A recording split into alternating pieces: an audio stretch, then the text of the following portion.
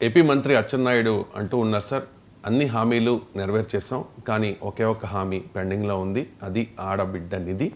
ఆ ఆడబిడ్డ నిధి పథకాన్ని అమలు చేయాలి అంటే ఆంధ్రానే అమ్మేయాలి అని చెప్పి 19 నుంచి 59 సంవత్సరాల మధ్య ఉన్న ప్రతి మహిళకు నెలకు 1500 రూపాయలు ఇస్తాము అని చెప్పి సూపర్ 6 హామీల్లో భాగంగా కూటమి పెట్టిన పరిస్థితి సార్ మేనిఫెస్టోలో.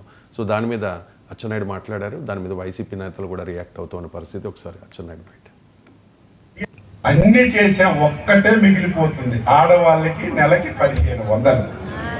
అది చెయ్యాలంటే ఆంధ్రాని అమ్మాలి. ఇంకా ఆలోచన చేస్తుంది, అంత డబ్బు అవసరం ఉంది. ఏమి చేయాలి, ఎలాగా పథకం అమలు చేయాలి ఆలోచన చేసి చంద్రబాబు నాయుడు గారు ముందుకెళ్తున్నారు. అన్ని చేసాం, ఒక్కటే మిగిలిపోతుంది, ఆడవాళ్ళకి నెలకి 1500. వైసీపీ నేతలు అంటూ ఉన్నారు సార్, సాక్షి ప్రత్యేకంగా బ్యానర్ ఐటమ్గా ప్రచురించింది, ఏరు దాటాక తెప్ప తెగలేస్తారు అని చెప్పేసి. అంటే రాజకీయ పార్టీకి మరి ముందు అంచనా లేదా? అందులో 14 సంవత్సరాలు ముఖ్యమంత్రిగా పనిచేసిన చంద్రబాబు నాయుడుకు అసలు స్టేట్ ఫైనాన్సెస్ ఏంటని తెలియదా? అందులో జగన్మోహన్ రెడ్డి పాలిస్తున్న 5 ఏళ్ల పీరియడ్లో ప్రతిరోజు చెప్పింది ఏంటి? రాష్ట్ర ఎకానమీ దివాలా తీస్తుందని చెప్పారు కదా. సో 14 ఏళ్ళు ముఖ్యమంత్రిగా పనిచేసిన నాయకునికి పబ్లిక్ ఫైనాన్సెస్ అంచనా లేదని అనుకోలేము.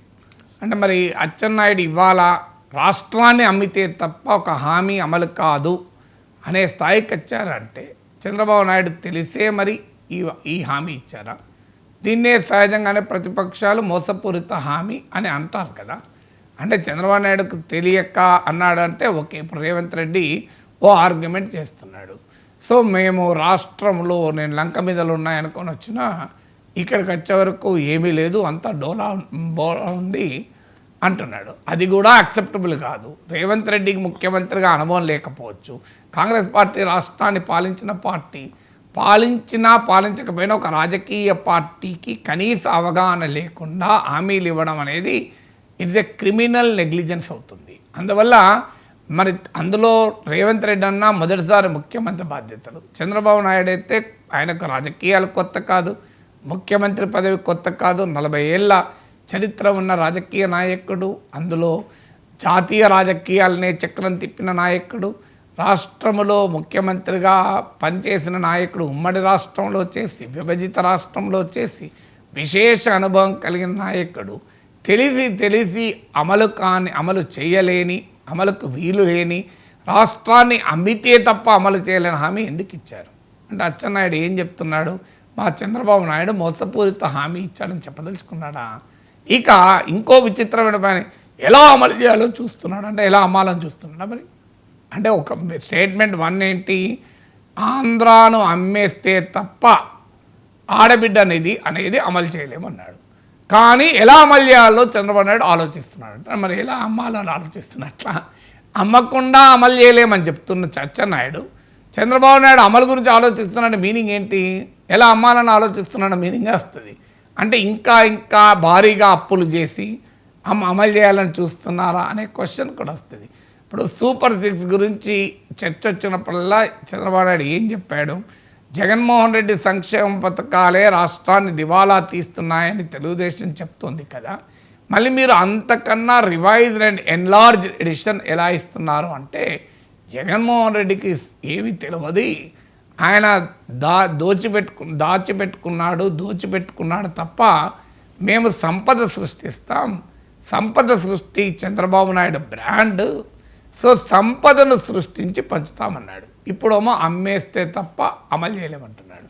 సంపద సృష్టించి అమలు చేస్తానన్న చంద్రబాబు నాయుడు, ఆయన మంత్రి సీనియర్ నాయకుడు అచ్చెన్నాయుడు మరి సంపద సృష్టించడం చంద్రబాబు నాయుడు సాధ్యమైతలేదని చెప్పదలుచుకున్నాడా? అంటే చంద్రబాబు నాయుడుకి సంపద సృష్టించడం చేత కాదని చెప్పదలుచుకున్నాడా? అంటే అమ్మితే తప్ప సాధ్యం కాదంటున్నాడు అంటే అర్థం ఏంటి? మరి ఎన్నికలకు ముందేమో సంపద సృష్టించి అమలు చేస్తూ ఉన్నారు, ఎన్నికల తర్వాత సంపద సృష్టించేదానికి చేతులు ఎత్తేసి అమ్మితే తప్ప సాధ్యం కాదంటున్నారు. అంటే సృష్టించిన సంపద కూడా సరిపోదా? మరి అలాంటి భయంకరమైన హామీలు ఎందుకు ఇచ్చారు? రాష్ట్రాన్ని అమ్మి వేసే, దివాలా తీసే స్థాయిలో ఎందుకు ఇచ్చారంటే అధికారం కొరకు ఏ హామీలైనా ఇస్తామా? ఇది పొలిటికల్ అకౌంటబిలిటీ అవుతుందా? సో అందువల్ల ఇక ఆ ఒక్కటే మిగిలింది అన్నాడు. అది నేను ఆంధ్రప్రదేశ్ ప్రజలకు వదిలేస్తాను. నేను చెప్పాల్సిన అవసరం లేదు. ఏ హామీలు మిగిలిన్నాయి, ఏ హామీలు మిగిలిలేదని ప్రజలకు తెలియదా?